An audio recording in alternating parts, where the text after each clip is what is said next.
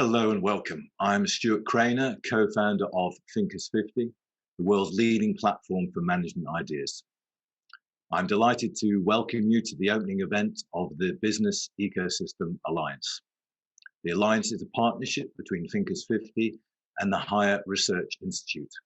Our members include some of the world's leading thinkers on business ecosystems and organizations in the vanguard of making ecosystems a reality. The founding belief of the Business Ecosystem Alliance is that ecosystems are an important and growing reality in the life of organizations of all types, in all locations, and in all sectors of activity.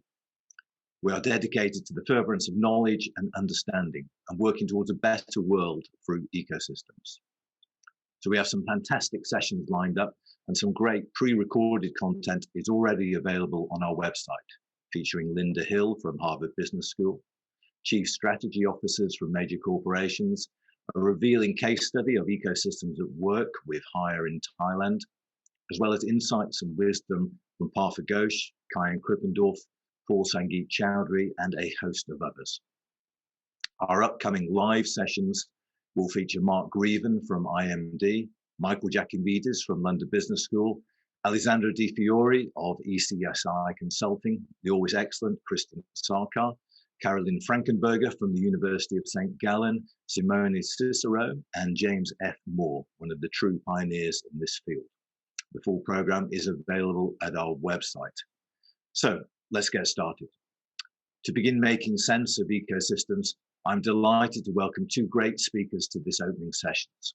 We are joined by Raymond Hoffman and Janke Krings-Klebe. Raymond is an independent advisor and management designer. He works with senior leadership teams to help build organizations that are fit for human beings and fit for 21st century challenges. And there's plenty of challenges about at the moment. His clients include Fortune 500 companies, SMEs, family-owned businesses, and startups. In his previous career, Raymond worked in strategy consulting before venturing into management practice himself, first as a middle manager and eventually as a C-level executive. A lifelong student of management theory and practice, he is also an associate of the Global Peter Drucker Forum. Janke Krings-Klebe is co-founder and managing partner of CoShift and a successful entrepreneur and author. Her expertise is based on over 20 years of industrial transformation practice in multinational companies, from leading transformation projects and technology rollouts, coaching national and international entities during implementation, to the design and implementation of group-wide transformation strategies. In 2016, she co-founded CoShift, supporting companies in digital transformation and business ecosystems. As a trainer and coach, she works with companies to set up transformation initiatives, to improve corporate innovation frameworks, and to build business ecosystems for accelerating market dynamics. She lectures at the Stein-based School of International Business and Entrepreneurship. Janke's most recent book is Future Legends, Business in Hyper-Dynamic Markets, written with Jörg Schreiner and Joachim Heinz. So our format today is that Janke and Raymond will each give short presentations, and then we will have a discussion about the issues they have raised. So please send in your questions at any time and I will relay them. Raymond and Janke, welcome. Janke is to fire the first intellectual salvos in this battle of ideas. Janke, the virtual stage is yours. Okay, thanks a lot, Stuart. When talking about making sense of ecosystems, as a company, my first question would be, wait, what is in it for me? What is the practical benefit of that?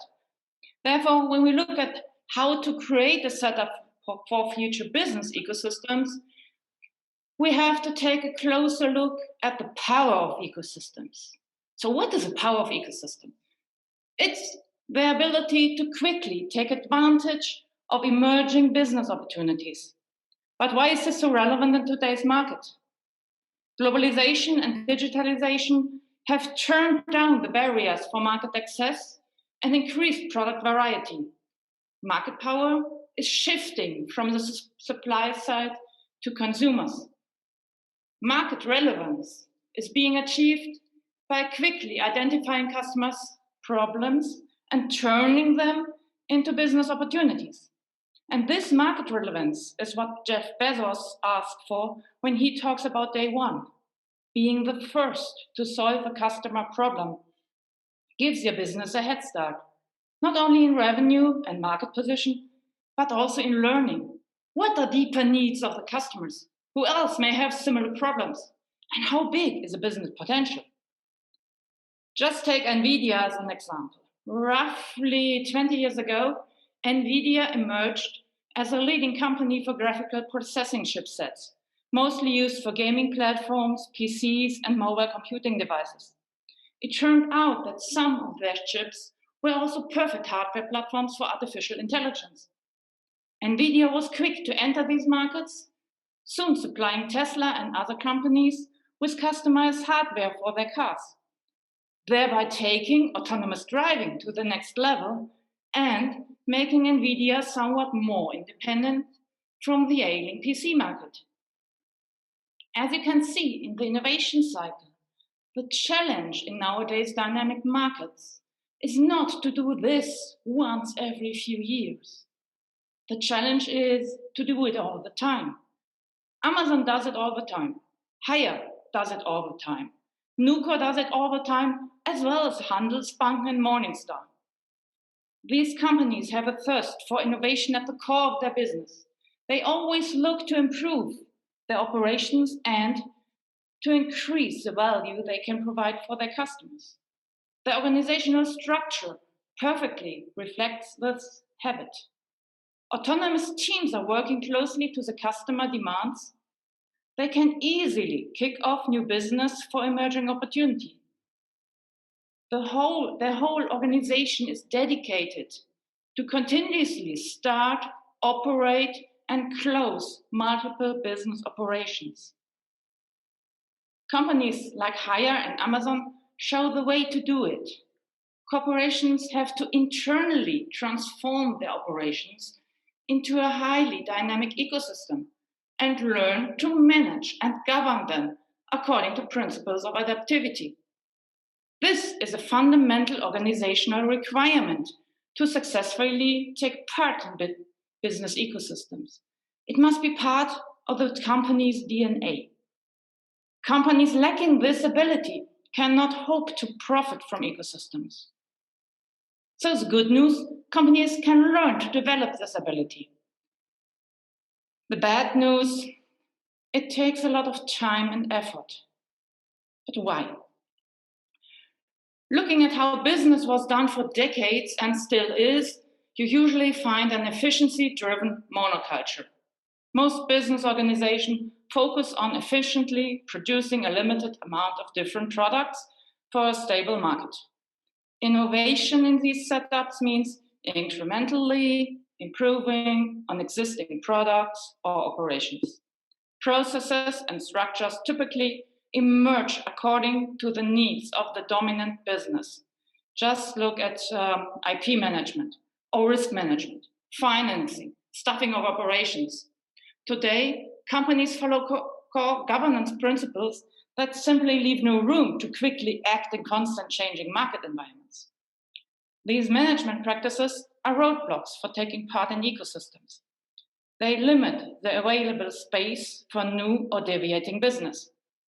Those outlying business opportunities are not welcome as they disturb the main business and reduce short-term revenue. That is the reason why moonshot innovation or new business opportunities usually are being strictly separated from the main business. Over decades, this strategy worked well due to stable market conditions. But in a hyperdynamic environment with multiple players in the market, this strategy of putting all your eggs into a single basket and taking every effort to protect this basket for a long time, this becomes increasingly dangerous. It is a roadblock for adaptation. It is a roadblock for taking part in business ecosystems. And this sounds like bad news, right? Okay, back to the good news. There is a way to reverse this strategy. Handelsbanken, Nucor, and Haier all have followed this way for their impressive transformation. From years of leading transformation projects at Bosch, I have tried literally dozens of different strategies to make this happen. Really, there were dozens. From my own experience and learning from other corporations, I found only one approach that removes those barriers at speed and scale. Corporations need to learn to manage and govern all their operations according to principles of adaptivity to customer needs and innovation opportunities. These market-based principles can be applied to internal operations and thereby changing all management and governance practices. Learning to do this is the most important step in this journey. Corporations cannot skip it. There is no shortcut, and this step is crucial for succeeding in the transformation and to establish corporate learning. In practice, this means to start small with a few teams, learning fast, removing emerging barriers, changing processes and structures to better align with the market needs. Newfound practices then need to rapidly find their way to all places in the organization where they can add value. Developing flexible business practices in such a gradual approach has proven to be a successful path for transformation efforts. With this first step, corporations can achieve remarkable adaptation and innovation capabilities.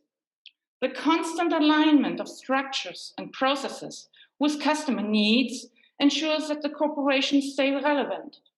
Being able to perform this alignment at high speeds and in multiple spots at the same time then feels like the company fluidly adapts to emergent customers, business opportunities, and market needs.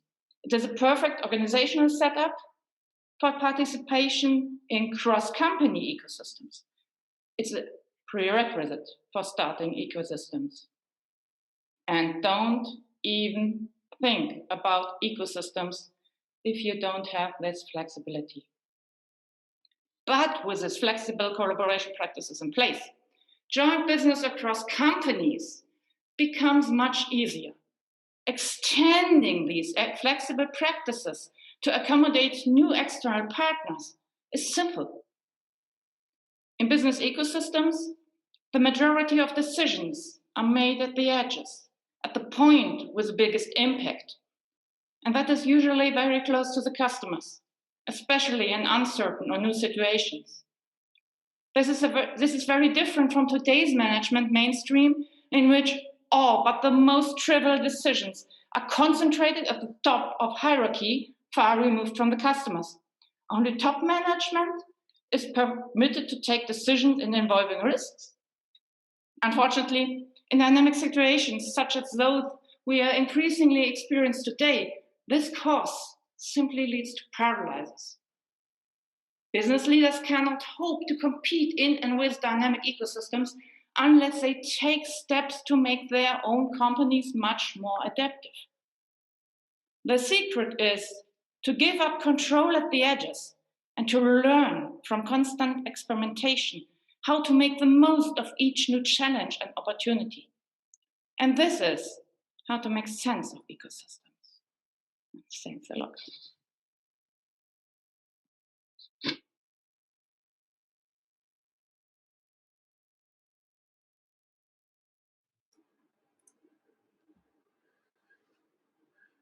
So now Raymond Hoffman will provide his perspective. It takes a more management-focused approach, I think, Raymond, would be fair to say. Over to you. Yeah. So thank you, Stuart, and thank you, Jonke, as well. It's a pleasure to be here. Let me start by saying that I, of course, share the Alliance's foundational belief about the enormous potential that ecosystems have for the future of our organizations. But at the same time, I'm also very, concerned that I believe that most ecosystem strategies, even if they look great on paper, will actually fail to materialize in practical reality. In my short presentation, I'll try and show why that is, and how to prevent it. Let me illustrate the problem with an example from a different area, disruption. Why is it that after 20 years, disruption is still a problem for organizations? That's a question that Scott Anthony and Michael Putz raised in an article for the Sloan Management Review last year. After all, Clay Christensen's theory of disruption has been around for more than 20 years. We understand the mechanics of disruption and how to defend against it.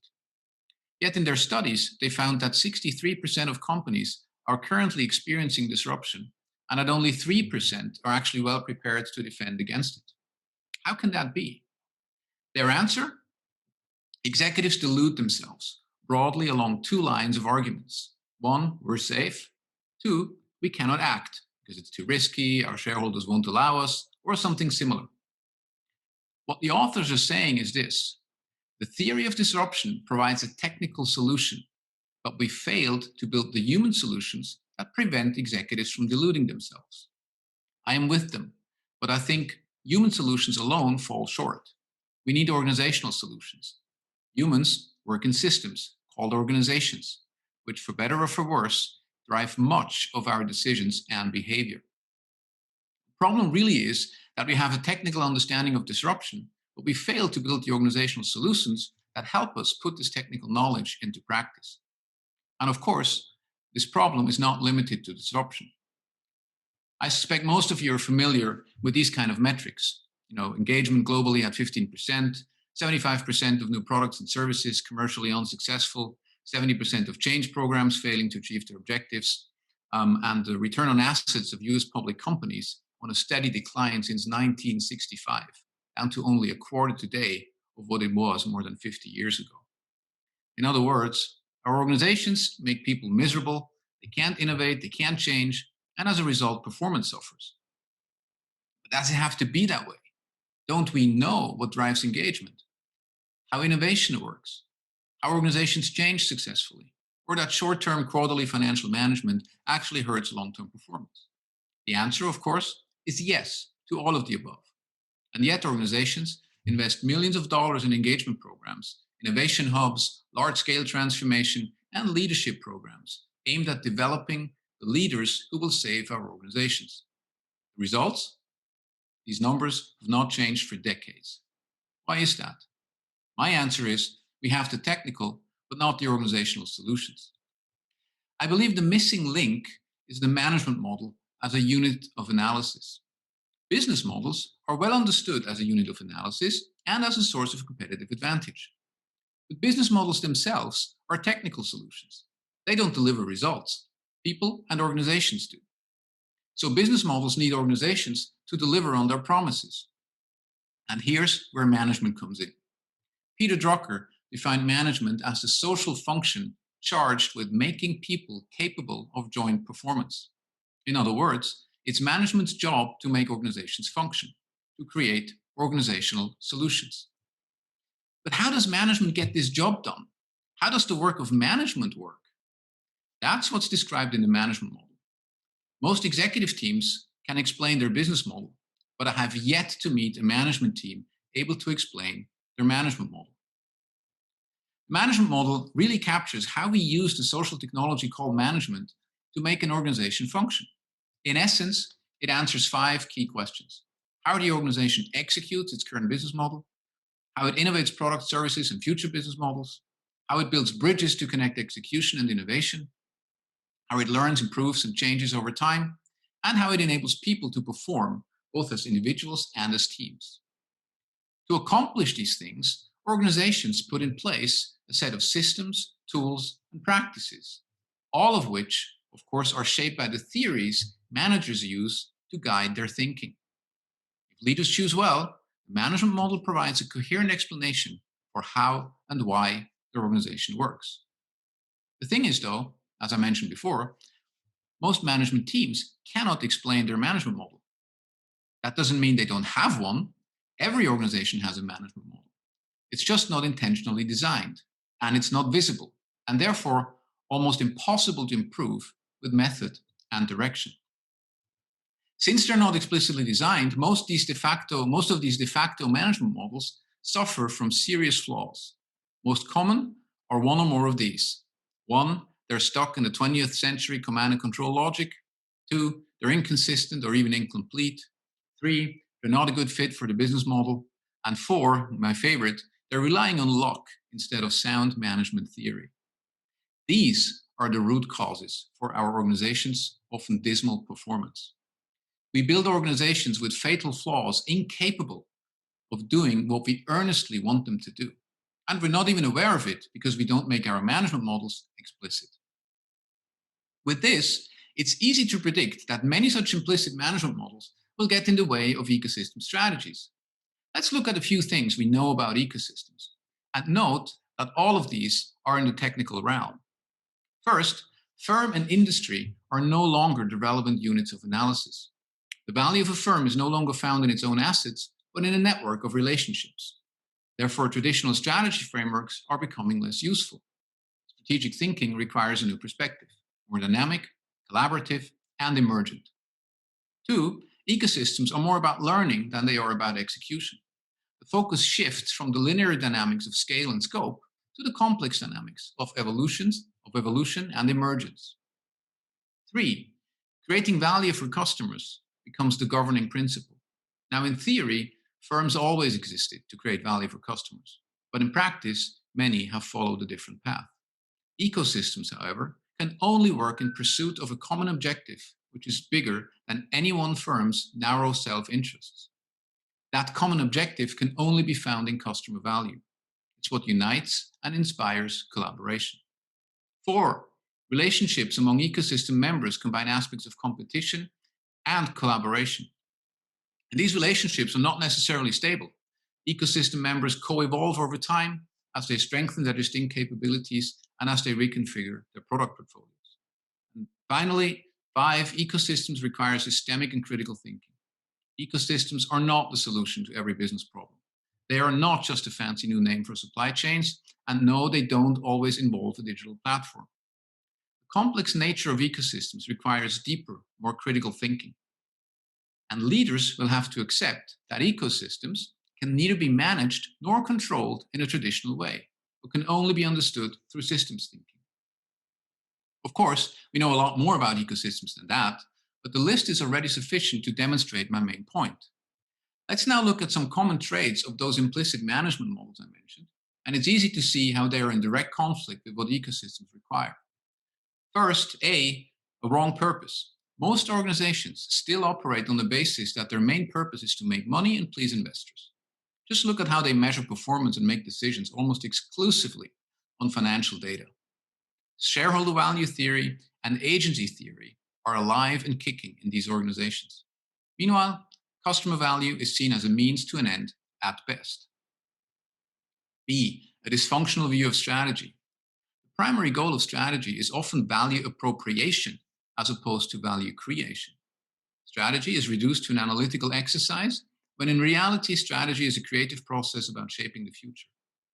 And Porter's static view of industries, the logic of erecting barriers to entry and capturing value, is in direct opposition to collaboration, innovation, and creating value for customers.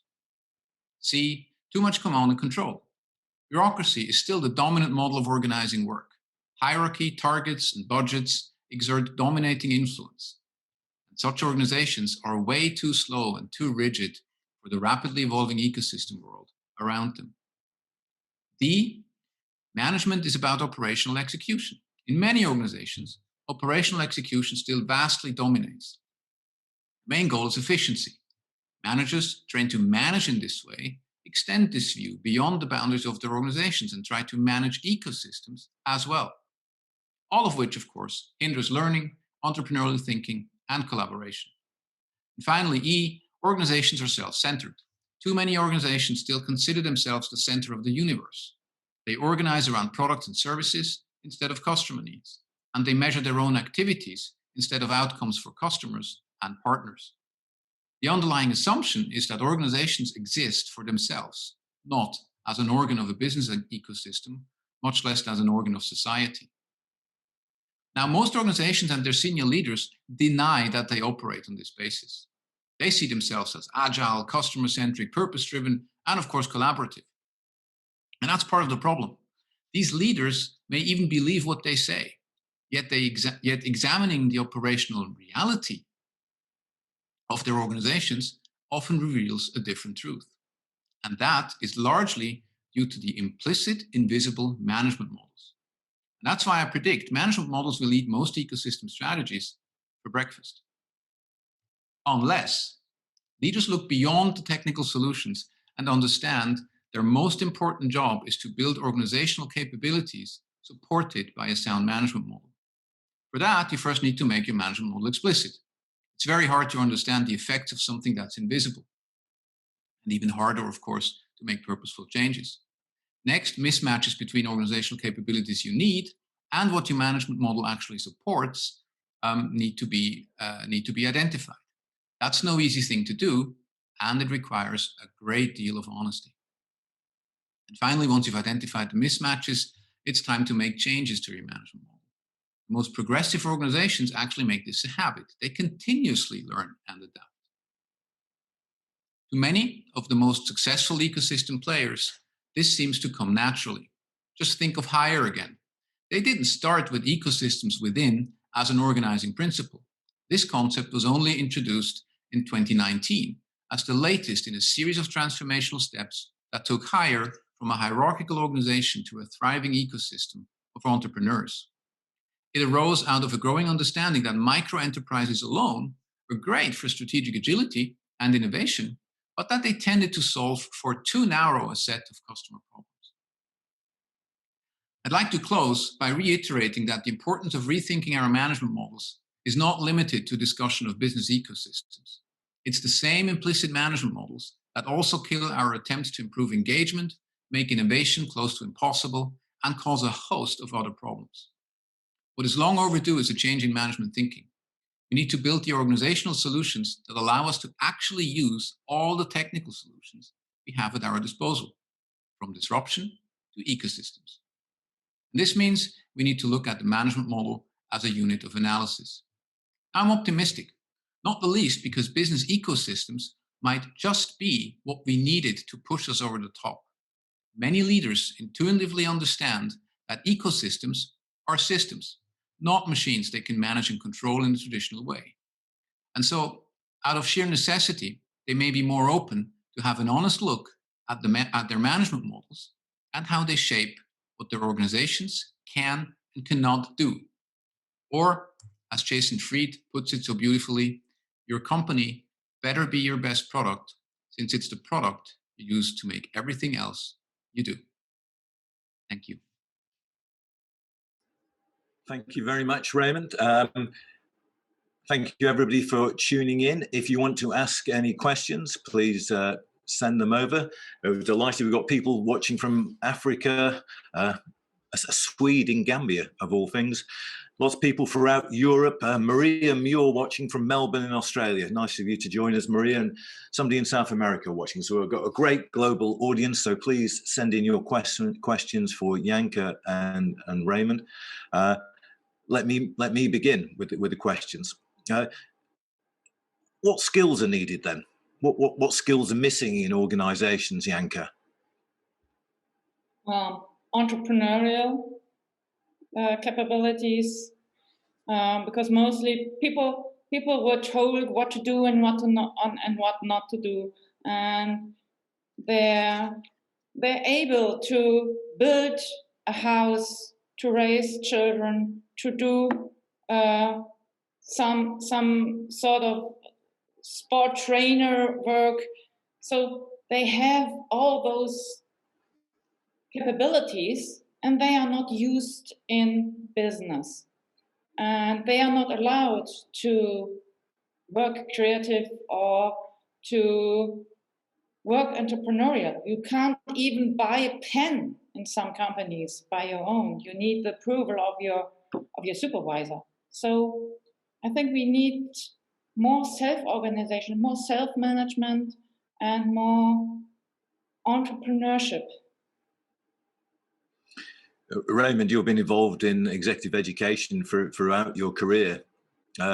So I hold you personally responsible for these deficits. the skills mapped out by Janke on entrepreneurial skills, creative skills, self-awareness aren't things business schools are renowned for teaching generally. Nor they're not, actually. And in a quick act of self-defense, maybe I haven't been involved for all my career in that. I tried for a brief moment of time, and I have to say I failed. But the thing is really, and I think you're getting to a really, really important point here, Stuart, is that, and that's in a sense, in a nutshell, my main criticism of business schools, is that, you know, they tend to have a very, exactly that technical view of things. So they're very good at, you know, conveying these technical solutions. But then it ends there and it doesn't go further than that. It's very much a kind of an analytical lens. They're very good at developing business analysts and consultants and investment bankers, and maybe that's the reason why, you know, so many MBA graduates actually end up there, including myself at the time, I have to admit. But that doesn't create managers, that doesn't create leaders, that doesn't create entrepreneurs. And I think that's really sort of the main gap that I see there. Yeah. But I suppose you could argue that corporations are built around kind of rigidity for a number of good reasons. That a large corporation generates kind of degree of bureaucracy, processes, accepted and expected behaviors which demand some sort of rigidity. And so your argument from both of you is that this has gone too far, and by being too rigid, you're ruling out being involved in ecosystems. Is that a correct interpretation of what you're saying, Janke? Yes, indeed. Companies worked on getting more and more efficient to get the most out of their business, to get the most revenue out of their business. So they streamline all organizational processes to the main business. And every deviation of that was sent out, was not allowed. Still is not allowed. And if you have a system running like that, like a machine that is on high speed and doing the same stuff again and again and again and again, what you raise within the company are leaders and people that could be replaced one by one. Clones like that, because you only need the function of delegating business, looking at the figures, and get the people to work. And therefore, any deviation, any kind of creativity is sorted out over the years. This is not happening within some years, but over decades. And this is what we see in most of the well-established big companies. They are completely dominated by their main business. Can I add to that quickly, Stuart? Yeah. I think it's a fascinating points that Janke is raising, and I think there's two things I would like to add here. The first is, this is not happening intentionally most of the time. Okay, that's a little bit like that's my point about the implicit management models. They're just not aware what they're actually doing, right? And they're not questioning it. It's not visible. It's not by design that they do that. It's not sort of mean-spirited. It just happens, as Janke also said, over time. I mean, take the fact that, you know, most startups, I would say, especially the successful ones, when they start, they have a very, very good idea of what their job to be done is, that they help customers solve. And they have all eyes on that particular job, and they do everything they can to make it easier for their customers to get their job done. But the thing is, when they start to grow and when they start to scale, they begin to collect all sorts of different, you know, data and informations about market share, about financial performance, profitability, operations, and all that stuff. And over time, they take their eyes off the actual job to be done for the customers, and they create an organization by looking at all this data and trying to optimize it and so on and so forth, not consciously, but really implicitly. And they create an organization that's designed for a different job. And all of a sudden, the job becomes for the manager to make numbers. And that's what the organization is designed to do implicitly. rather than keeping your eye on the customer. So you basically substituted a sound theory for growth, which is job to be done, for instance, with kind of a questionable implicit theory of managing operations and financial performance as a theory to create growth. Let's dive into some of the questions and comments. Richard has just commented, perhaps it's fear over trust, truth, and transparency. I think there's some truth in that from the way you map out organizations, Raymond and Janka. There's a degree of fear, isn't there? It's also a degree of fear. Yeah, sure. It's because no one wants to hear the bad news, the bad figures, because it has consequences for the one who says, "Oh, my project is running in problems." So there is lots of fear and no trust. Yeah, I would completely agree on that. Yeah, I think that goes back to your point about giving up control at the edges, that people in organizations are generally loath to give up control because they see it as undermining their position. And in the same way that turkeys don't vote for Christmas, they're unliable to give up control. The good point, Maria Muir from Australia, we better answer her question because it's late at night there. Has the panel seen good examples of incentive models in large corporates which enable them to change mindset, especially of leaders? And because she says changing behaviors often comes down to a change in incentives and KPIs. So can you think of organizations which have changed their incentive models to encourage these behaviors you've described? Raymond, have you got any ideas? Well, yes, sure.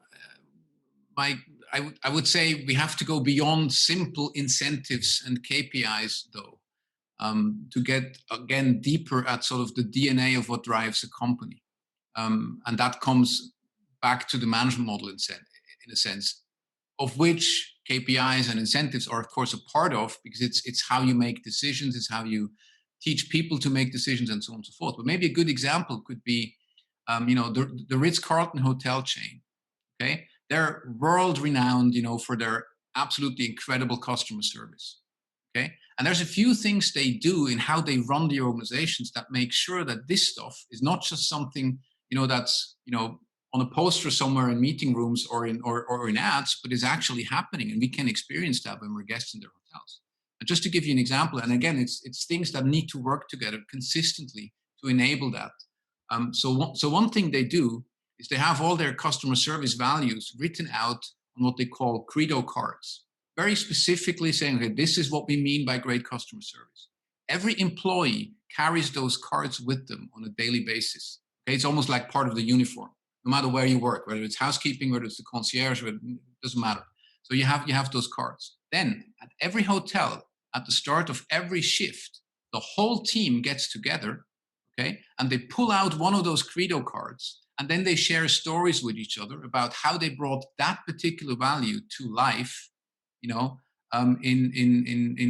recent history, in the way what they've done over the past week with particular customers. So that keeps those values alive, and it makes them tangible because they share these stories. And again, it's cross-compartmental.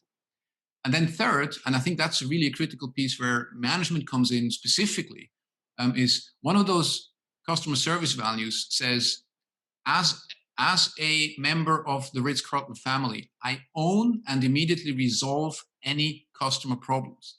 Now, that's easy to say, but what management does, they back that up. So it's a call for autonomy, and entrepreneurial thinking for employees. And they back that up by giving every single employee a budget daily of $2,000 per guest per day, no questions asked, that they can spend on solving whatever customer problem they actually encounter. So no need to get approval from a manager or this or that, but that's consistent. And I think it's a good illustration of how we go beyond just KPIs or incentive structures. Another question from Ank in the Netherlands. Can traditional corporates really re-engineer themselves along ecosystem lines? I mean, it's clear that if you're a big established corporation with a a very long established culture, an ingrained bureaucracy, it's very difficult to change to a freewheeling ecosystem, entrepreneurial culture. Is that even possible? Because a lot of the examples you've cited, say, Janke, you were talking about a company like Hire, which is obviously a very big company now, but has evolved from a much smaller company in all these innovative ways. Amazon was a startup 20 odd years ago and has evolved along these lines. If you're already established, it's pretty difficult. Janke? Yeah, it's difficult, and it's nothing you can't turn an established company within a year. It really takes time. It's like if you want to run the Ironman triathlon in Hawaii next year, and then you could start practicing, but you won't be under the top 10 in 1 year. It takes more effort to get under the top 10. So you need more practice, more training, and you need to practice a different habit. You must get better, get stronger, and that's the same for companies.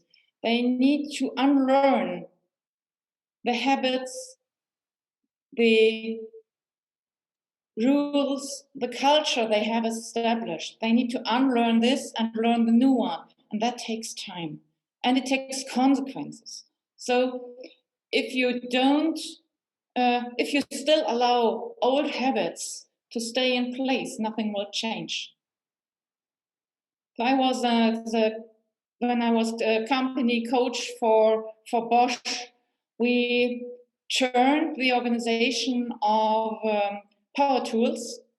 They do drilling machines, stuff like that, and gave them almost hierarchy-free organization with teams, autonomous teams close to the customer, and that really took time. It took years to turn them into a new organization, to learn how to work in this new organization. So it really, like the Chinese say, you need to train to write Chinese symbols over 1,000 times to get them into your brain. So it really needs practice. I suppose it's the corporate equivalent of doing the 10,000 hours of training, whatever required. Yeah. It's a good question. Here's a question for Raymond from Kamal from 42 Collective in the Netherlands. Kamal said he's totally aligned with the concept of management models, eating ecosystems for breakfast. Yet, could a management model be changed by a successful ecosystem? And what would be the criteria of such a successful, strong ecosystem? So could a management model be changed by a successful ecosystem? In a sense, that's my hope, that I try to sort of, allude to sort of at the end, which is where just ecosystems make it so obvious that you're disconnected, from what makes an ecosystem of which you may be a part of actually successful, that you actually, out of sheer necessity, sort of have to have a hard look at where your own internal practices actually get in the way of being, a participant in that ecosystem going forward, and not sort of, being sort of, just evolutionary replaced by other players in that one. I'm not sure if that's precisely answering the question, but that's in a sense my hope, that this pressure that the ecosystem world exerts from the outside on companies makes them more open to actually, do that, take that honest look at how they operate and what their, theoretical basis for that is, and then how that may be, not necessarily the best way to operate in this particular world. Yeah, there is a question from Karina Alonso, which is probably one for you, Janke, I think. What would be your recommendation for management to balance between planning operations but adapting to the dynamic environment of ecosystems? So I think there's a kind of a dichotomy, isn't there, here between, you talked about the need for speed of response. Ecosystems enable that speed of response, but where does planning and anticipating the future fit into that? Okay, it's giving the new staff a chance, which means don't only focus on the established business, make room for new things to get happen. Empower your employees to to be creative, to find ideas, but also to find improvements, and try to empower and train them to give them more room to decide things by themselves. So it's not great step to say, okay, I trust you. You are my employee. I trust you that you do the best you can to fulfill your job. So there are some issues you can decide by your own. You don't need me for that. So just give up a little bit of control. You don't have to control all the stuff your employees do. A lot of this centers around leadership, really, and there's and Drenner has made the point that sometimes the most sweeping changes come in with the arrival of a new CEO. And he's thinking about Cognizant's Brian Humphreys. What is the role of the CEO and leadership within this? Because it's a very different role if you're leading an organization made up of ecosystems. It's mostly about consequences. If I don't want to see a certain culture in the company, culture always arises from behavior, from what I see day to day, what I experience day to day. And if I, as a CEO, want a certain behavior and a certain culture in the company, I have to lead. I have to look for consequences if misbehavior happens, and I have to show as an example by myself how I want leaders and employees to behave. Yeah, Raymond, what's your take on the role of CEOs and the changing nature of leadership? Well, leaders in general, basically, they have two ways really to sort of directly influence, how an organization operates on a broad scale. And the first is actually changing the systems. They have the power to actually change the systems, not alone, but if they're not part of changing the systems, then it becomes very difficult, as I actually observe countless times in some of my client engagements.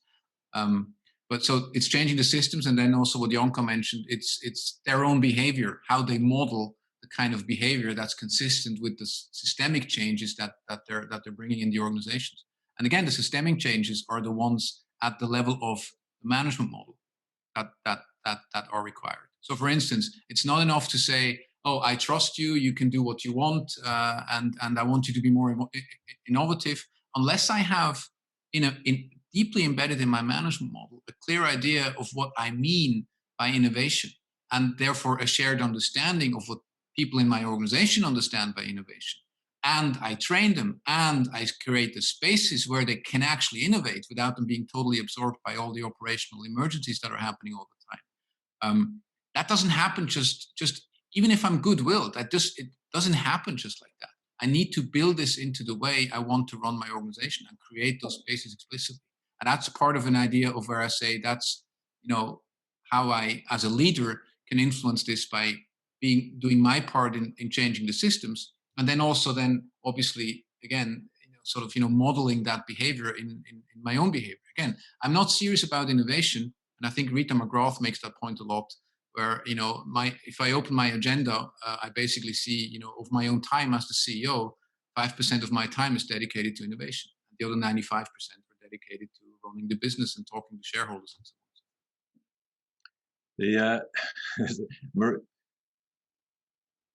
This is an interesting point. New management models are much needed in politics, says Jorge. We probably best steer clear of politics, and then we'll do politics and religion another time, I think. But I think there's a related point. Somebody else made a point that can you please say something about how non-profit organisations work efficiently in the ecosystem? And I think there's a temptation to talk when we talk about ecosystems because they're big. We talk about large corporations and how they can adopt a kind of ecosystem way of organisation and way of thinking. But where does this leave smaller organisations? Where does it leave non-profits? Because it seems to me to change their interaction with large corporations potentially. It could change the way they themselves organise. Now, Raymond, you got any thoughts on that? Well, I think it does, but at the same time, I don't think that sort of, to take non-profits for an example, that's such a very different world from more of the corporate world, whether or not we're talking about a large or a smaller non-profit. I think the unifying theme that we see there, again, if we talk business ecosystems, and I think I mentioned that in my talk, is that the unifying theme of keeping an ecosystem alive and kicking is that shared understanding of how we create value for the customer. Now, in a non-profit environment, it's maybe a different notion that becomes the governing principle than customer value, typically understood in a business sense. It may be a shared purpose. It may be a clear understanding of what we're here to do together and what each other's contribution is. But I don't really see how that's so very much different from the business world, actually. Yeah. Another question from Maria. What about the role of boards, Bianca? I talked about the role of the CEO and leadership, but leadership is, after all, a team game. The board has got to be supportive of any move to ecosystems and a different way of working and thinking about organizations, presumably. The board is really important because they are able to change the system. You can try to change a company from the grassroots as a grassroots initiative, but at some point, you won't proceed. You won't get further on. You need the management board. You need leaders, high management leaders, to make the change, to also to request on different processes, on different structures, and to make room for the change. What we tried in a project at Bosch was we had autonomous teams working, and they all had someone in the management board who was in charge to enable them to work. So when money was missing, when some decisions were needed, when they need room to work, you need those managers because they can find some shortcuts in the end-to-end processes to help those teams and to open the door to change those processes over time. So you desperately need them. They are really relevant because without them, they will block any change. Can I jump in here quickly? Yeah, sure. Yeah, of course. I think boards, and sorry for doing that, but boards is really one of my other favorite topics on top of B schools that are failing us. And boards is the next one. I mean, most boards, they think they've achieved board members, they've achieved, their career summit by sitting on a board, and they completely forget what the role actually is. And the role would be to sort of demand from their operational leaders and managers, exactly the kind of changes we've been talking about, but they don't. They're so extremely removed from daily operations that, they're just basically sit there and I don't know exactly what they do. I mean, a perfect example is last year, and many of our listeners and viewers are probably familiar with that. Business Roundtable, made this wonderful move, away from declaring that shareholder value is the sole purpose of the corporation to a stakeholder value, basically a stakeholder value based approach. Now, interestingly, a guy at Harvard, I'm sorry I forgot the name, actually made a study, and he checked that out of those 260 CEOs or so who signed that statement, a single one of them, just one of them, actually went to the board and asked for permission, to sort of, sign that particular statement, which all basically means not only that boards are very removed from operational reality, but also probably that signing that declaration didn't really come with an intention of actually changing any meaningful business policy. Because if it were, they would actually have to go to the board, but they didn't. So not really happy with board performance in general. The executive bubble can't be popped from the inside, suggests Christian Sarkar, which sounds about right. In a way, aren't we? We're asking organizations to work against human nature to some extent. It strikes me that, Janke, when you were talking about basically leaders and executives giving up power, which tends to run against human nature. And you're also talking about moving from corporations are organized the way Raymond's mapped out in ways that people can understand, simple hierarchies and structures. Actually, ecosystems, we're asking them to embrace complexity. Given a choice between simplification and complexity, as we've seen in politics, people always go for simplicity. And we're also asking organizations to change from a position of strength when things are going well. And there's no real appetite for that generally in humanity. So are we asking people and organizations to work against human nature? Janke, yes. Do you want to have a go with that first? I would say we are not currently companies are working against human nature, because we are just putting them in, we're minimizing them. We don't use the power we have with all our employees, and they have terrific capabilities. We just don't know about them, and we don't know what capabilities they have, and we just look at the two capabilities we need them to do a special job.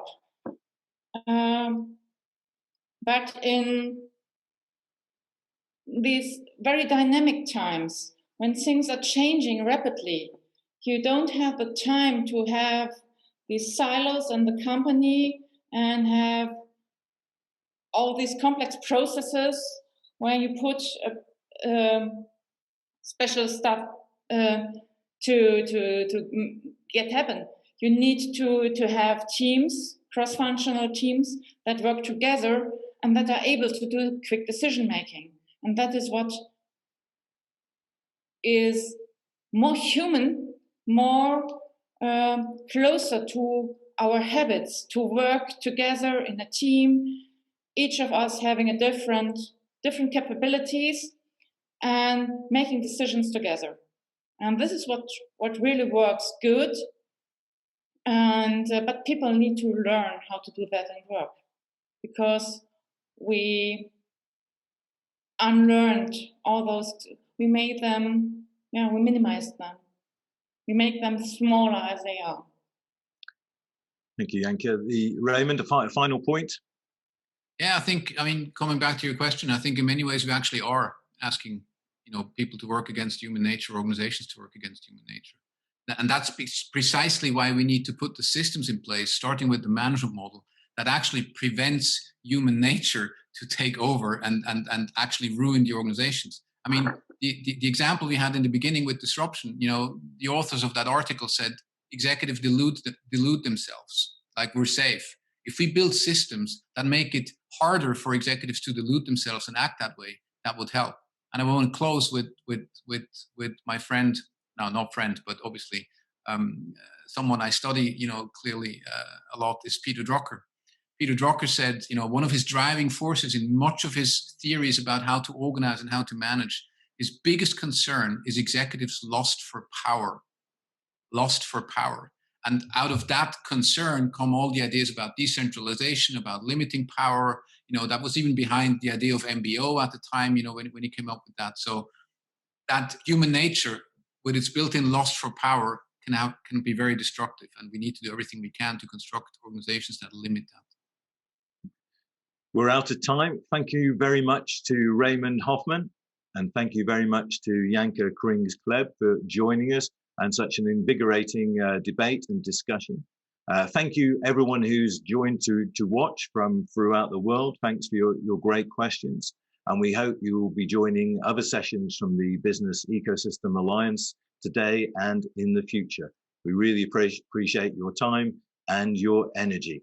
So Raymond and Janke, thank you very much. Thank you. Thank you all.